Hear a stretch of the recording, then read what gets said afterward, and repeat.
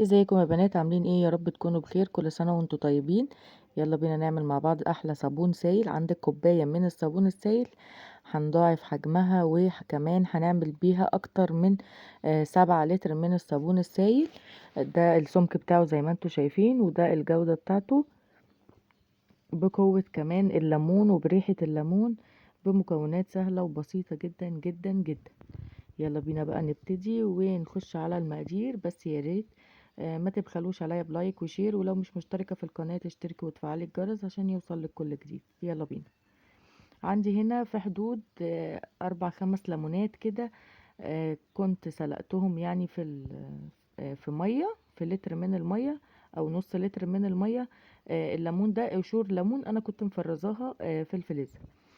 سلقتها لغاية لما بقت يعني مهرية كده وطرية خالص، وهبتدي ان انا اصفيها. بصوا هي يعني المية بتاعته مركزة، لان انا ما حبيتش ان انا ازود المية بتاعت الليمون اكتر من كده، عشان كمان يبقى مركز ونضيف كده وحاجة حلوة. هبتدي بقى ان انا اصفيه بمصفى سلك، وطبعا مش هرمي قشور الليمون دي. هبقى اقول لكم بعد كده في فيديو هنعمل فيها ايه. هنعمل بيها وصفة حلوة جدا للدهون وهتعجبكم كمان. هبتدي ان انا اصفي الليمون بتاعي. عندك مية ليمون، مية برتقان، مية سفندي، قشور يعني سفندي او قشور برتقان، هتنفع معاكي وهتبقى حلوة جدا. بس في نصيحة هقولها لك دلوقتي.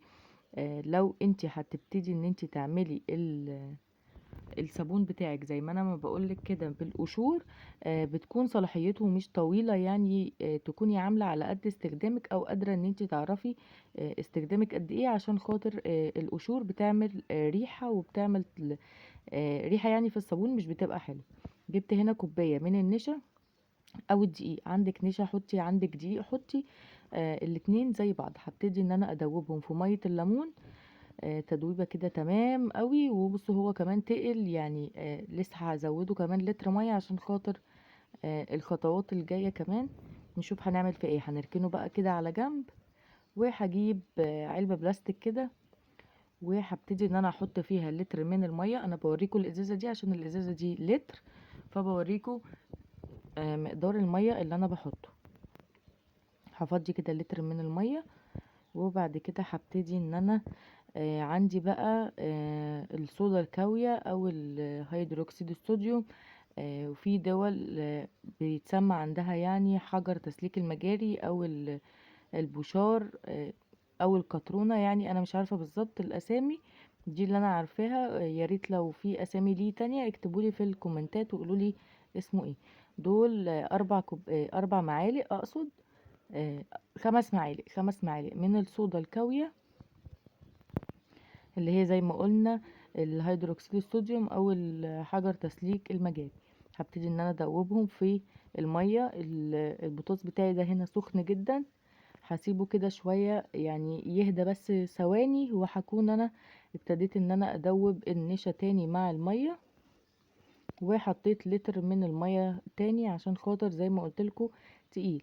بصوا دلوقتي بقى المية بتاعتنا لونها ابيض ازاي. اول ما هنحط البطاطس هتشوفوا لون الليمون هيتغير ازاي. هنا حطيت نص كوباية من السكر عشان خاطر يبقى زي بديل الجليسرين يعني، ويبقى كمان بيزود الرغوة معانا في الصابون. طبعا النشا او الدقيق هيخلي الصودا يعني تبقى خفيفة كده على الايد، وما تحرقش الايد وما تلسعش يعني، ولا تسبب لك اي اذى. بصوا بقى هنا اول ما ابتديت ان انا انزل بمية البطاطس او الصودا، بصوا اللون الليمون بقى اتغير. مية الليمون في اي وقت بتحطي مية ببطاطس يعني على قشور الليمون او مية ليمون، بيغير لونه كده وبيبقى لونه اصفر كده، لون حلو جدا. ممكن كمان ما تحتاجيش ان انت تحطي له لون. ابتديت ان انا نزلتهم كلهم مره واحده ودوبت، وبصوا بقى تقل معايا وبقى مركز جدا ازاي. ولسه كمان هنحط له اضافات تانية، بس انا عشان خاطر انا حسيت ان هو تقيل هبتدي ان انا انزل عليه بكمان ازازه دي في حدود بتهيألي لتر ونص من الميه. هبتدي ان انا انزل عليه كده لغايه لما ادوبه خالص كده واخليه يفك من بعضه، عشان خاطر ما يبقاش يعني ايه مكلكع كده، ولا فيه مادة لزجة كده اللي انتوا شايفينها دي، عشان خاطر كله يتجانس ويبقى كله قوام واحد. اهو زي ما انتوا شايفين خف شوية. هاتي لك بقى كوباية من اي صابون سايل بتستخدميه. بصوا انا عندي كوبايه من الصابون السايل، وكمان الصابون ده انا كنت مخففاه ميه، مزوده ميه كمان من الحنفيه عشان كانوا قليلين، يعني انا كمان استخدمته يعتبر اقل من الكوبايه.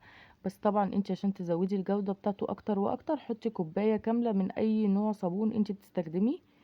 هنا ده بقى كان عندي شويه من اللون الاصفر من الصابون الجاهز اللي احنا كنا عاملينه في الفيديو قبل كده، هبقى احطه لكم في صندوق الوصف.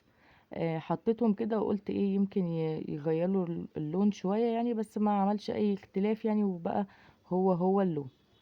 طبعا بقى عايزة تستخدميه زي ما هو هتستخدميه، عايزة تحطي عليه لون تاني هتحطي براحتك. هبتدي بقى ان انا ادوب كده كويس جدا لغاية لما كل حاجة تتجانس مع بعضها كده. وزي ما انتوا شايفين هو تقيل مش خفيف يعني، كمان انت ممكن تزودي مية اكتر من كده، يا اما تسيبيه يعني على الاستخدام وانت بتغسلي المواعين بتاعتك تزودي المية اللي انت عايزاها. هجيب بقى دلوقتي علبة وهوريكم قوام الصابون بتاعي وقد ايه هو سهل وبسيط ومش محتاج اي تكاليف يعني ولا حاجة. بالنسبة للبوتاص او الصودا اللي احنا جبناها ال5 معالق دول بيعملوا 5 جنيه، يعني بتقولي للراجل عايزة ب5 جنيه هيديكي الحبة اللي انا حطيتهم زي ما انتوا شايفين.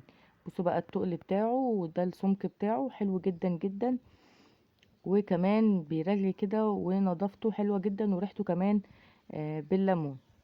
اتمنى فيديو النهاردة يكون عجبكم، وتجربوا الوصفة بتاعتي وتكتبوا لي في الكومنتات رأيكم ايه، ويا ريت ما تبخلوش عليا باللايك الحلو بتاعكم. وكمان لو مش مشتركين في القناة تشتركوا وتفعلوا الجرس عشان يوصلكم كل جديد. مع السلامة.